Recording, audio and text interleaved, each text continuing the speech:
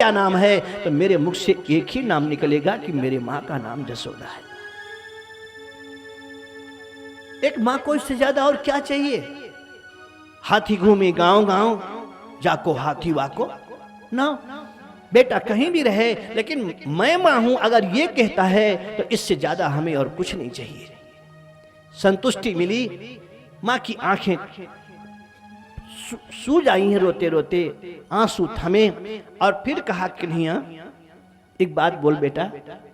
भगवान ने कहा हाँ मैया। कहे तू जावेगा तो लौट के आवेगा ना।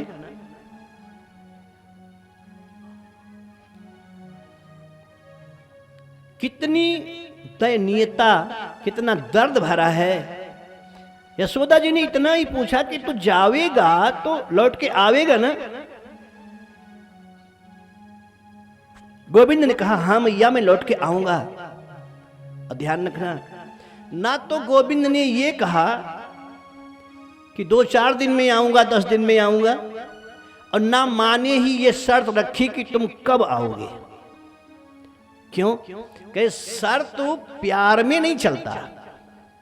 अगर प्यार में शर्त को जगह मिल गई तो वो व्यापार हो जाता है, वो प्यार नहीं होता है। प्यार का सरल फार्मूला है तत् सुखे सुखित्वम यथा ब्रज गोपिका नाम।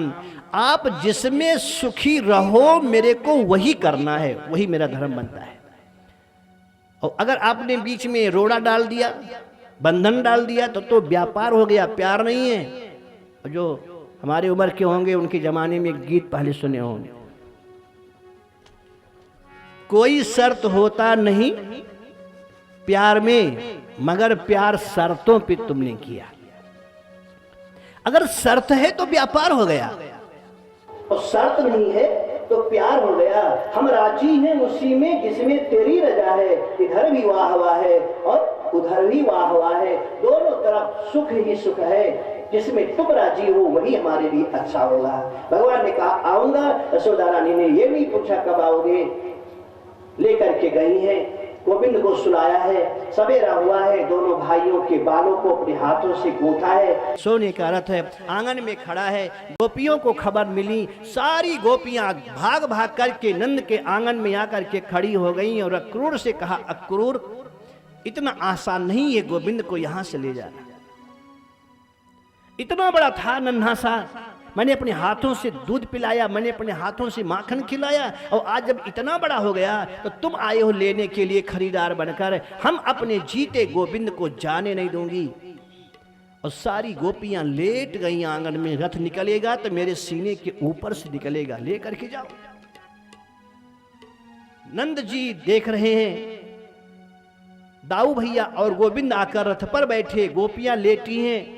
और ऐसी कथा आती है, ठीक उसी समय राधा रानी आती है। राधा रानी ने जैसे गोविंद को रथ पर बैठे देखा, वहीं गिरी मूर्छित हो गई दरवाजे पर। राधा रानी का मूर्छित होना हुआ कि गोविंद कूद गए रथ से और दौड़ करके अपने हाथों में सर उठाया है राधा रानी का, और कान में धीरे से कहा कि रासेश्वरी तुम तो जानती हो मैं क्यों आया हूं, मेरे आने के पीछे उद्देश्य क्या है तुम अच्छी तरह जानती हो।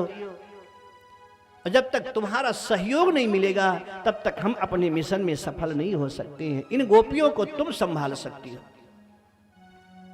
आंखें खुली, उठ के बैठ गई। भगवान रथ पर बैठे, गोपियों ने देखा राधा रानी जग गई हैं, घेर करके खड़ी हो गई। तो राधा रानी ने कहा गोपियों से कि तू इतना प्यार करती हो गोविंद से, इतना करती हो। एक गोपी ने कहा कि बहना एक बार सांवरे से पूछो, अगर वो बोले तो उसके सामने भरी सभा में कलेजा निकाल करके उसके हथेली पे रख दूं, इतना प्यार करती हूं। राधा रानी ने कहा प्यार किसको कहते हैं जानती हो? गोपियों ने कहा हम तो गंवारन निकले, हमें कुछ नहीं मालूम है, इतना हम जानते हैं कि वो मेरा है, वो मुझे माने न माने उसकी मर्जी। आपने एक लाइन सुना होगा, अपने दिल की मैं जानू, अपने दिल की मैं जानू, तू अपने दिल की जाने और मैं तुम्हें अपना मान चुकी, तू माने या न माने। मैं तुम्हें अपना मान चुकी, तू माने या न माने। अपने दिल की मैं जानू, तू अपने दिल की जाने। अपने दिल की मैं जानू, तू अपने दिल की जाने। मैं तुम्हें अपना मान चुकी, तू माने या ना माने। और बढ़ाओ। मैं तुझे अपना मान चुकी, तू माने या ना माने। मैं तुम्हें अपना मान चुकी, तू माने या ना माने। मैं तुझे अपना मान चुकी, तू माने या ना माने।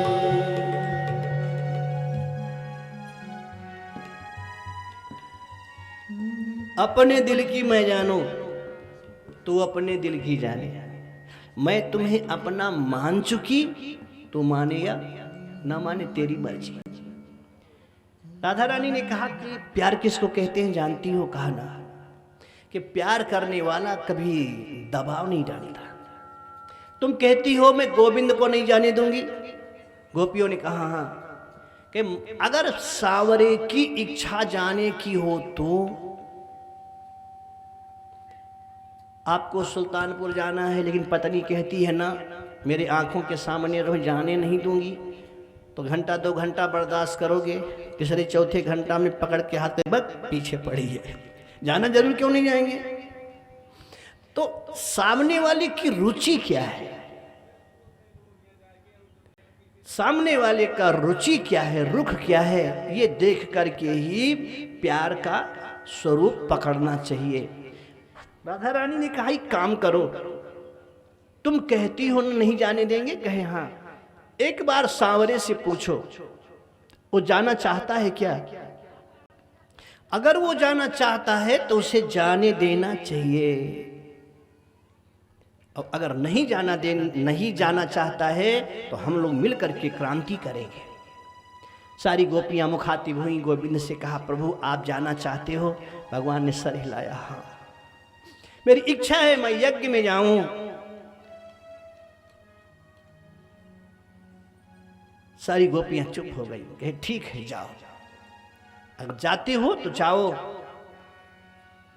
लेकिन इतना ध्यान रखना, चर्चा चल ही रही थी, एक गोपी किनारे खड़ी, उसने कहा रुक जाओ, इस छवि को एक बार मुझे जी भर के देख लेने दो, अभी मैंने जी भर के देखा नहीं है। ये कभी कभी होता है ना, ये ऐसी घड़ी है कि आवे न आवे कोई गारंटी नहीं है, इसलिए इस बार तो ढंग से देख लेने दो।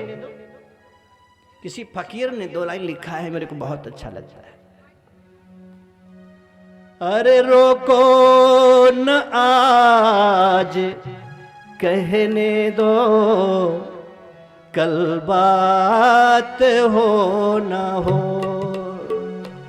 रोको न आज कहने दो, कल बात हो न हो।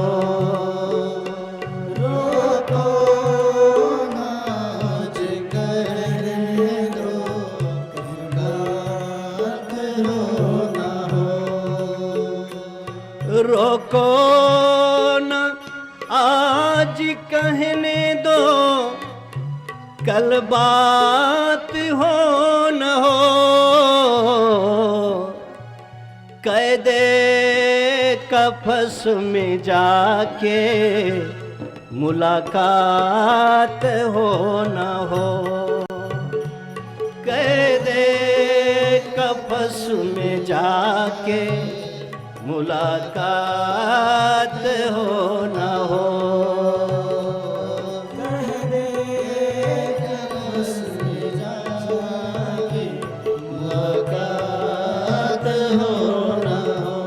ये सामने खड़ा कौन है? ये चंद्रवंश का चंद्र है। ये चाँद ठहर जा तुझे जी भर के देख लूं, शायद ये दिन रहे न रहे, रात हो न हो। शायद ये दिन रहे न रहे, रात हो न हो। शायद ये दिन रहे न रहे, रात हो न हो। टकटकी लगा करके सारी सखियां देख रही हैं। रथ धीरे धीरे चला, आंगन से बाहर आया। गोपियों ने अक्रूर से कहा कि 2 मिनट के लिए रथ और रोको। रथ खड़ा हुआ, सारी गोपियां किनारे आकर के खड़ी हो गई। कहा गोविंद जा रहे हो, लेकिन 2 चीज दिल के किताब में नोट करके जाना। भगवान ने कहा 2 चीज कहे। हाँ, पहला क्या है कि पहला तो ये कि तुम हमारे थे प्रभु जी, तुम हमारे हो, तुम हमारे ही रहोगे ओ मेरे प्रीतम, तुम हमारे ही रहोगे ओ मेरे प्रीतम, तुम हमारे हो, तुम हमारे हो, तुम हमारे ही प्रभु जी, तुम हमारे हो, तुम हमारे ही रहोगे ओ मेरे माधव। ये पहली बात हो गई। और दूसरी,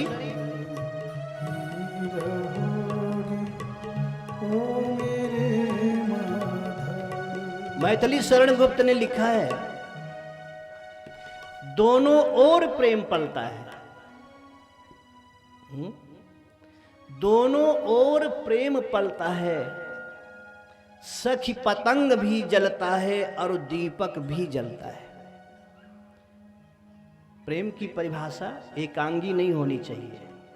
तासीर इश्क होता है दोनों तरफ जनाब। मुमकिन नहीं है एक तरफ हो एक तरफ ना हो।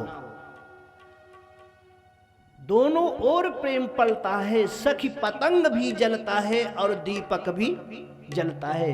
शीश उठाकर दीपक कहता, बंधु वृथा क्यों जीवन दहता, पर पतंग जलकर ही रहता, कैसी विह्वलता है। दोनों ओर प्रेम पलता है। अगर गोपियों ने कहा कि तुम हमारे थे, तुम हमारे हो, तुम हमारे ही रहोगे, तो जाते जाते दूसरी लाइन फिर सुन लो। वो क्या कि हम तुम्हारे थे प्रभु जी, हम तुम्हारे हैं, हम तुम्हारे ही रहेंगे ओ मेरे प्रीतम, हम तुम्हारे ही रहेंगे ओ मेरे प्रीतम, हम तुम्हारे ही रहेंगे ओ मेरे प्रीतम।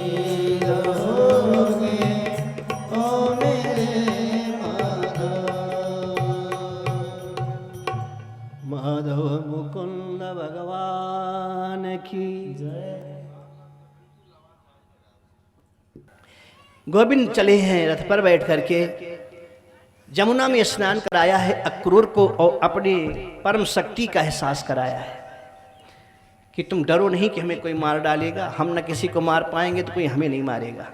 अक्रूर को संतुष्टि मिली है। बगीचे में फिर गए हैं और नंद बाबा से कहा कि मामा जी के घर चलें कि बगीचे में रह जाएं। कहा नहीं, हम बगीचे में ही रहेंगे। और बगीचे में रुके। रुकने के बाद कहे थोड़ा घूम टहल आवें। नंद जी ने कहा बेटा जाओ, इतना ध्यान रखना कि ये मथुरा है, गोकुल नहीं है। हमारे गांव के लोग गंवार हैं, इसलिए उनको गंवारन कहा जाता है। यहाँ के नगर है, नागरी यहाँ के लोग रहते हैं, नागर हैं। ऐसा कुछ काम मत करियो कि तेरे बाबा की टोपी नीचे गिरे। ना बाबा, तुम निश्चिंत रहो। जमुना के घाट पर पहुंचे हैं, सारा कपड़ा धो करके धोबी लोग अपना फिट किए, गट्ठर बांध के रखे हैं। और आदत होती है जब ज़्यादा मेहनत करो तो थोड़ा सुस्ताने के लिए पाउच तो जरूरी होता है। नहीं, आपके यहाँ तो कोई नहीं पीता होगा ना। इस धरती पे सबसे अभागा अगर कोई पेड़ है तो महुआ का पेड़ है। हाँ, सबसे अभागा कोई पेड़ है तो महुआ का पेड़ है। आप बोलोगे क्यों? महुआ के पेड़ में फूल आने के पहले सारे पत्ते टूटकर गिर जाते हैं, यानी पूरा परिवार उसका सर्वनाश हो जाता है। और उस जो महुआ का फूल आने के पहले जो अपने परिवारी जनों को तोड़ के नीचे गिरा दिया, उस फूल का रस पीने वाले का परिवार कितना सुखी होगा, आप कल्पना कर सकते हैं। फिर भी मैं रोकने नहीं आया हूं। अगर छोड़ दो तो बहुत अच्छी बात है, ना छोड़ो तो और अच्छी बात है। आज नहीं तो कल एहसास होगा ही कि मैंने क्या खोया और क्या पाया। पाउच फाड़ करके बारे उसका जो सेनापति था वो खड़ा था। गुरूर में नशा तो नशा होता है। भगवान ने कहा कि मामा जी, मैं मामा के घर जा रहे हैं, हमें कपड़ा दे दो 2 दिन के लिए उधारी। आंख दिखा करके कहा कि नंद के छोरे तेरा दिमाग खराब है, तुम मामा कैसे बोल गए हो? तो गोविंद ने कहा हमारे यहाँ की परंपरा है कि बेटी पूरे गांव की होती है तो पूरे गांव का मामा मामा होता है, इसलिए तुम मेरे मामा। कि तेरा बाप कभी देखा था रेशम का कपड़ा? तेरा बाप कभी ये देखा था कि जीवन भर गाय चराने वाले गवारिया जब उल्टा सीधा लगे बोलने तो दाऊ का शरीर कांपने लगा। भगवान ने सोचा कि मैं कुछ नहीं करूंगा तो ये भी ज्यादा कर डालेगा। और एक हाथ मारा है, और मारा खींच के एक हाथ भी 11 वर्ष के बच्चे ने मुंडी कट करके गिरी जमुना में धोबी का। सारे धोबी कपड़ा छोड़ के भगे। गोविंद ने कहा सब मामा जी का है, ले लो। और मंगल ने कहा वारे सारे कन्हैया, वारे सारो कन्हैया, तू राजा का बेटा, हम गरीब के बेटे। लेकिन जब तेरी मैया ने तेरे को कपड़ा सिलवाया था 4 वर्ष की अवस्था में, जब तू गोपालन करने चला था, गोपाल बना था, मैया ने कहा था सुंदर कपड़ा पहन के जाओ, तो तुमने कहा था नहीं मैया मेरे ग्वाल बाल गरीब हैं और गरीबों का प्यार हमें पाना है, इसलिए गरीबी का चोला भी पहनना जरूरी होता है। 11 वर्षों तक तुमने कभी सिला हुआ कपड़ा इसलिए नहीं पहना कि हम गरीब बिना कपड़े के हैं। वृंदावन में जब तक भगवान रहे 4 चीजों का परित्याग किया है। कभी सिला हुआ कपड़ा नहीं पहना, कभी अपना बाल नहीं कटवाया, कभी पैरों में जूता नहीं पहना और कभी हाथ में डंडा नहीं लिया ना। जहां पर काम होती थी न तीरों ओ कमानों से, वहां विजय नटवर की होती थी वहां मुरली। सारा काम गाय को घुमाना, गाय को भगाना, सबको बुलाना, सब बंसी का खेल। लेकिन आज जब कहा पहनो, मधुमंगल ने कहा नहीं, पहले सारो तू पहनेगो और जो देवे सो हम ले लेवे प्रसाद में। फिर गट्ठर खोलो, गट्ठर खुल गया, एक एक उठा करके दे दिए, ये तुम लो तुम लो तुम लो। सैकड़ों ग्वाल बालों को दे दिया, कहे पहनो। अब 25-30 वर्ष वाले का कपड़ा 10-11 का पहनेगा तो सही लगेगा? सब पहन लिए जैसे लगता है हाथी। कुर्ता है तो गांठ से नीचे जा रहा है, बाही है तो हाथ से एक हाथ नीचे लटका हुआ है, देखने में लगता है शंकर जी की बारात आ गई। भगवान ने कहा कि मजा नहीं आ रहा है। मधुमंगल ने कहा सारो कपड़ा तो मिल गए हो लेकिन साइज के नाए लग रहे हो है। भगवान ने कहा चलो वो भी ठीक कर देता हूँ। थोड़ा और आगे गए, देखा दर्जियों की दुकान। एक दर्जी बहुत दीवाना था, भगवान का सम्मान किया। प्रभु ने कहा कुछ मदद करोगे? अरे कहा सरकार आदेश करो। कहा सबका कपड़ा साइज में कर दो। तो कपड़ा लेके सिलना होता तो देर लगता। अब देखे कमर से नीचे एक हाथ लटका है, कैंची उठाया, आगे पीछे काट दिया, इधर बाह काट दिया, कहे जाओ हो गया, साइज का हो गया। 8-10 दर्जी मिलके 20-25 मिनट सबका काट काट करके साइज का कर दिया। अब कहे हाँ अब ठीक है। कहे ठीक कहाँ है? सारों ब्रजवासी जब तक श्रृंगार न करें तब तक घर से निकलते कहाँ हैं? तो श्रृंगार में कमी काहे को है? कहे माला की कमी है। गले में जब तक 2-4 माला ना हो तो काहे का ब्रजवासी काहे का? आगे बढ़े, देखे माली का घर मिला, उनसे कहे माला, कहे हाँ खूब पहनो महाराज। सबको माला पहनाया। कहे अब कहे कुर्ता हो गया, जोड़ा जामा जैसे लग रहा है, माला गले में हो गया। तो मधुमंगल से बोले अब तो जम रहे हो, का सारों काहे को जम रहे हो? जब तक ब्रजवासी माथे पे चंदन न लगावे तो काहे को? कहे तो चंदन जरूरी है। बोले हाँ। कहे चलो आगे देखते हैं, कोई न कोई जुगाड़ लगेगा। क्योंकि हिंदुस्तान में चाहे कोई सामान हो चाहे ना हो, लेकिन जुगाड़ की कमी नहीं होती है। जुगाड़ में हिंदुस्तान बहुत आगे है। मैंने सुना है कि बिहार का एक आदमी अमेरिका गया, वहां जूता भी मशीन साफ करती है। दोनों पैर डाल दो, बत्ती जल गई, और इसके बाद में पूरा जूता जब साफ हो जावे तो बत्ती जल जाएगी लाल, माने पैसा डालो। और जब तक पैसा नहीं डालोगे तब तक आपका पैर पीछे से कुंडी छोड़ेगा नहीं, खड़े रहो उसी में। था वो बिहारी बुद्धि लगाया, एक बिहारी सब पे भारी। वो कहा आज लाओ एक ही पैर डालें, तो एक पैर डाल दिया, मशीन काम करना शुरू। अब जब दोनों पैर डालोगे तब ना बैलेंस बराबर होगा, तब ना कड़ा पकड़ेगा। कड़े का काम अलग, सफाई वाला काम कंप्यूटर, तो कंप्यूटर उसका अलग। एक डाल दिया, साफ कर दिया, पैर निकाल लिया, फंसा नहीं तो दूसरा डाल दिया, वो भी साफ हुआ, वो भी निकाल लिया। महीने में कभी एक बार साफ कराता था, और ये रोज रोज साफ करा रहा है। रोज पहला काम ही है ये, न देवी न देवता न गणेश न गणपति, सीधे जूता। अब जब एक महीने में मालिक आया हिसाब देखने के लिए, तो कंप्यूटर बतला रहा है कि 30 जोड़ी जूते एक्स्ट्रा, पैसा है ही नहीं। अब तो परेशान कि 30 जोड़ी जूते साफ नहीं हुए, और साफ कंप्यूटर कहता साफ हुआ, पैसा क्यों नहीं आया? इंजीनियर को बुलाया, कहा हमारा मशीन तो ठीक है, तो गड़बड़ कैसे हुआ? कहा हम क्या जाने गड़बड़ कैसे हुआ। एक आदमी नियुक्त किया कि भाई साहब देखो, वो खड़ा था, ये पर का गोह करो ना खाए। ये आया, एक पैर डाला, साफ हुआ निकाला, दूसरा डाला, साफ हुआ निकाला, तब तक पीछे से पकड़ लिया, ये क्या कर रहा है? तो कहा जूता साफ करवा रहे हैं। कहा एक पैर क्यों डाला? कहा तेरे बाप का पैर, पैर मेरा, मेरी मर्जी, एक डालूं 2 डालूं तो रोकने वाला कौन होता है? तो पैसा डालता क्यों नहीं है? कहा पैसा मांगे तो डालूं, फोकट का पैसा आता है, जो मांगता ही नहीं तो काहे को डालूं? कि दोनों पैर क्यों नहीं डालता? कहा मेरी मर्जी, एक पैर से काम हो जाए तो दोनों पैर क्यों डालेंगे? फोन किया, मालिक आया। मालिक ने कहा कहाँ रहते हो? कहा इंडिया। कहे इंडिया में कहाँ? कहे बिहार। कहे जय हो बिहारी भगवान, जाओ आज के बाद अब मत आइए। तो हिंदुस्तान में जुगाड़ बहुत चलता है। भगवान ने कहा रुको, कोई ना कोई जुगाड़ होता है, बिल लगाते हैं। और खड़े थे, सोच ही रहे थे कि कहां से काम बने, तब तक कुब्जा 3 जगह से टेढ़ी झुक करके चली आ रही थी। सुंदर को सुंदर बोलो तो बुरा नहीं लगता, लगता है। और अगर जो सुंदर ना हो उसको सुंदरी बोलो तो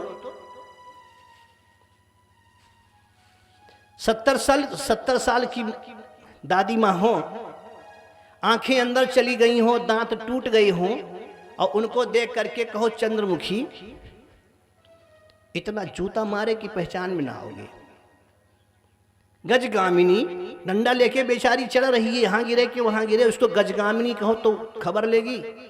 दशरथ जी ने यही कहा था कैकेयी को। क्यों कहा था उसके पीछे बहुत राज रहा होगा, लेकिन यहां सुंदर को सुंदर कहो तो बुरा नहीं लगता। सबसे टेढ़ी कुब्जा, 3 जगह से टेढ़ी। और आते हुए जब देखा उसको 3 जगह से टेढ़ी आते को, तो ठाकुर जी भी 3 जगह से टेढ़े हो गए। क्योंकि जब बंसी बजाते हैं तो झुकना पड़ता है, और झुकते झुकते आदत पड़ जाती है। ये जो नौटंकी में, ड्रामा में, रामलीला में जो नृत्य करते हैं, अगर आप इनको दैनिक जीवन में देखो तो इनका उठना बैठना चलना हाव भाव लगता है कि हाँ इनमें कुछ लेडीज के गुण प्रवेश कर गए। ऐसा लगता है। तो आज वही स्थिति यहाँ पर है। भगवान ने देखा उनको टेढ़ी आ रही है तो ये भी ऐसे टेढ़े हो गए। लोगों ने कहा जय हो, जोड़ी जम गई। काहे की जोड़ी? के रानी मिली त्रिवक्रा,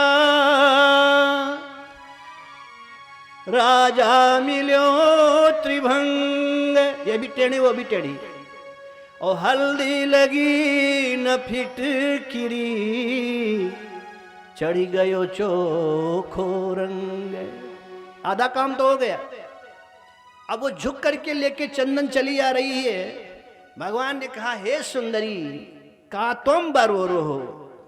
बरोरो माने चंद्रमुखी। तुम हाथ में जो लेकर हनुलेपनम, जो हाथ में तुम्हें चंदन लेकर के चल रही हो, कस्यांगने वा कथयस्सु साधुनः, ये किसके माथे पे लगने वाला है? कथयस्सु माने बोलो ना, तुम हो कौन? तो सुंदरी जब कहा, चंद्रमुखी कहा, तो पहले तो बिचक गई, क्योंकि टेढ़ी को चंद्रमुखी कहोगे तो समझ जाएगी मजाक कर रहा है। लेकिन सर उठा करके जब गोविंद को देखा और ये भी टेढ़े वैसे खड़े हैं, तो उसको लगा मेरे बिरादरी का है। और गिलगिला करके वो हंस पड़ी। आप कहाँ से? यहाँ का तो छोरो ना लगे। कहाँ के? कहे मैं तो गोकुल से आया हूं, नंद बाबा का छोरा। ये चंदन तुम हो कौन? चंदन किसके लिए ले जा रही हो? तो समझ गई ये यहाँ का नहीं है, मजाक नहीं कर रहा है, इसकी शैली बोलने की भाषा है। तब वो बोली कि दास्यस्म्य हम सुंदर कंस सम्मता, मैं दासी हूं कंस की, त्रिवक्र नामा ह्यनुलेप कर्मणि। मेरा काम है कंस के माथे पे चंदन लगाना। मद भावितम भोजपतेरति प्रियम, भोजपति कंस के माथे पर मेरे द्वारा लगाया गया चंदन उसे बहुत अच्छा लगता है, उसके लिए लेके जा रही हूं। भगवान ने कहा तो क्या आज मेरे माथे पे तू चंदन लगा सकती है? कुब्जा ने कहा अब इसमें तुम कह दिए हो तो मैं इनकार कैसे कर सकती हूँ? तुम बहुत अच्छे लगते हो और तुम्हारे माथे पे चंदन ये और अच्छा लगेगा।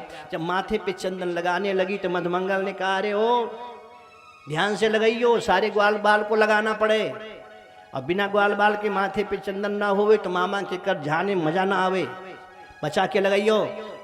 भगवान ने कहा कि सारो मधुमंगल बार बार हमारा ही पत्ता काट रहे हो। मधुमंगल ने देखा है ठाकुर के लगाया है चंदन, दाऊ के लगाया, सब ग्वाल बालों के माथे पे चंदन टिक दिया।